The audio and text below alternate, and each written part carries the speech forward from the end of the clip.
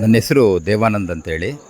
ನಾನು ಈ ವೀರಭದ್ರ ಸ್ವಾಮಿ ದೇವಸ್ಥಾನದ ಟ್ರಸ್ಟಿನ ಖಜಾಂಚಿಯಾಗಿದ್ದೀನಿ. ನಮಗೆ ಇದು ಫಸ್ಟು ಗೋಪುರ ಮಾಡಬೇಕು ಅಂತ ಅನಿಸಿದ್ದು ನಗರದ ವೀರಶೈವ ಸಮಾಜದವರು ಸಿ ಎಸ್ ಅಶೋಕ್ ಅಂತೇಳಿ ಅವ್ರು ಬಂದುಬಿಟ್ಟು ನಾವು ಈ ದೇವಸ್ಥಾನಕ್ಕೆ 1,00,000 ರೂಪಾಯಿ ಕೊಡ್ತೀವಿ ಅಂತ ಹೇಳಿದ್ರು.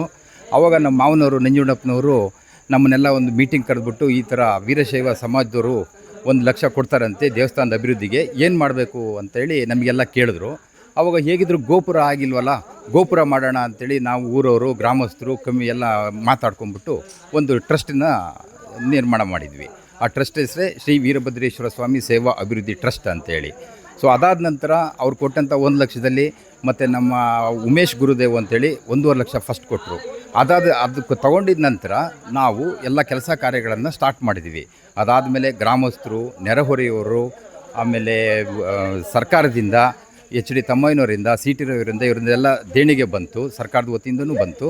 ಅದನ್ನೆಲ್ಲ ಇನ್ವೆಸ್ಟ್ಮೆಂಟ್ ಮಾಡಿ ಹೆಚ್ಚು ಕಮ್ಮಿ 58-60 ಲಕ್ಷ ನಾವು ಖರ್ಚು ಮಾಡಿಬಿಟ್ಟು ಗೋಪುರವನ್ನು ನಿರ್ಮಿಸಿದ್ವಿ. ಆಮೇಲೆ ಕಾಂಪೌಂಡ್ ರೆಡಿ ಮಾಡಿಸಿದ್ವಿ. ಮುಂದ್ಗಡೆ ನೀವು ನೋಡಿದ್ರಿ ಗೆಜ್ಜೆ ದೇವ್ರ ಬನ ಅಂತ ಇದೆ, ಅದನ್ನು ರೆಡಿ ಮಾಡಿಸಿದ್ವಿ. ಅರಳಿಕಟ್ಟೆ ರೆಡಿ ಮಾಡಿಸಿದ್ವಿ. ಮತ್ತು ಸರ್ಕಾರದ ವತಿಯಿಂದ ಮಾಸ್ತಿಗಲ್ಲು, ವೀರಗಲ್ಲು ಅದನ್ನೆಲ್ಲ ಮಾಡಿಸಿದ್ವಿ. ಸೊ ಇದನ್ನೆಲ್ಲ ನಾವು ರೆಡಿ ಮಾಡಿಸಿದ್ವಿ. ಸೊ ಹಿಂದಿನವ್ರು ಹೇಳ್ತಾರೆ, ಊರು ನೋಡೋಕ್ಕಿಂತ ಮೊದಲು ಊರು ಮುಂದಿರೋ ಗುಡಿ ನೋಡು ಅಂತೇಳಿ. ಈ ಗುಡಿ ನೋಡಿದ್ರೆ ನಿಮಗೆ ಗೊತ್ತಾಗ್ತದೆ ಊರು ಎಷ್ಟು ಪ್ರೀತಿ ವಿಶ್ವಾಸದಿಂದ ಇದೆ, ಸ್ನೇಹ ಸಂಬಂಧದಿಂದ ಇದೆ ಅಂತೇಳಿ. ಸೊ ಅದಕ್ಕೊಂದು ಉದಾಹರಣೆ ಹೇಳಬೇಕಂತಂದರೆ, ನಮ್ಮಲ್ಲಿ ಹಿಂದೂ, ಮುಸ್ಲಿಂ, ಕ್ರಿಶ್ಚಿಯನ್ ಯಾವುದೇ ಥರ ಭೇದ ಭಾವಗಳಿಲ್ಲ. ಈಗ ಗಣಪತಿ ಇಲ್ಲಿ ನಾವು ಪ್ರತಿಷ್ಠಾಪನೆ ಮಾಡ್ತೀವಿ. ಆ ಗಣಪತಿ ಪ್ರತಿಷ್ಠಾಪನೆ ಮಾಡಲಿಕ್ಕೆ ಗಣಪತಿಯನ್ನು ಹಾಲಿನ ಬಾಬಣ್ಣ ಅಂತೇಳಿ ಅವರು ನಮಗೆ ಗಣಪತಿ ಕೊಡಿಸ್ತಾ ಇದ್ದಾರೆ. ಅರ್ಧ ಅಡಿಯಿಂದ ಹಿಡಿದು ಇವತ್ತು 6 ಅಡಿ ತನಕ ನಮಗೆ ಗಣಪತಿ ಕೊಡಿಸ್ತಾ ಇದ್ದಾರೆ ಅವರು. ಸೊ ಇದು ನಿಮಗೆ ಗೊತ್ತಾಗ್ತದೆ, ನಮ್ಮಲ್ಲಿ ಯಾವುದೇ ಭೇದ ಭಾವ, ಜಾತಿ ಯಾವುದೇ ಥರದ್ದು ಯಾವುದೂ ಇಲ್ಲ. ನಾವೆಲ್ಲ ಅನ್ಯೋನ್ಯತೆಯಿಂದ ಎಲ್ಲ ಹೊಂದ್ಕೊಂಡು ಹೋಗ್ತಾ ಇದ್ದೀವಿ. ಅರ್ಧ ಅಡಿಯಿಂದ ಹಿಡಿದು 6 ಅಡಿ ತನಕ ಅವರು ಗಣಪತಿ ಕೊಡ್ತಾ ಇದ್ದಾರೆ ಅಂತಂದರೆ ನೀವೇ ತಿಳ್ಕೊಬೋದು ನಮ್ಮದು ಹೇಗೆ ನಡೀತಾ ಇದೆ ಅಂತೇಳಿ. ಸೊ ಹಾಗಾಗಿ ಎಲ್ಲರೂ ನಾವು ಯಾವುದೇ ಜಾತಿ ಮತ ಭೇದ ಭಾವ ಇಲ್ಲದೆ ನಾವೆಲ್ಲರೂ ತುಂಬ ಅಚ್ಚುಕಟ್ಟಾಗಿ ಊರಿನ ದೇವಸ್ಥಾನಗಳು, ಪೂಜೆ ಪುನಸ್ಕಾರಗಳು ಎಲ್ಲ ಇದು ಮಾಡ್ತೀವಿ. ಇದಕ್ಕೆ ಎಲ್ಲರೂ ಭಾಗಿಯಾಗ್ತಾರೆ. ನೀವು ನೋಡ್ಬೋದು, ನಾಳೆ ನಾಡ್ದೆಲ್ಲ ಎಲ್ಲರೂ ಸೇರ್ಕೊಳ್ತಾರೆ.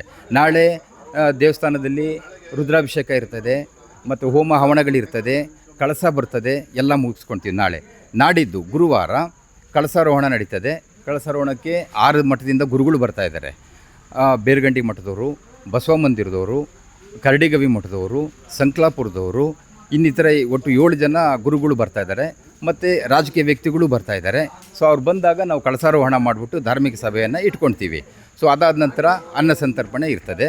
ಸೊ ಇದು ಮುಗಿದ ಮೇಲೆ ಗುರುವಾರ ಒಂದು 2:30-3 ಗಂಟೆಗೆಲ್ಲ ಮುಕ್ತಾಯವಾಗ್ತದೆ. ಸೊ ಇಷ್ಟು ಹೇಳಲಿಕ್ಕೆ ನಾನು ಇಷ್ಟಪಡ್ತೀನಿ. ಎಲ್ಲ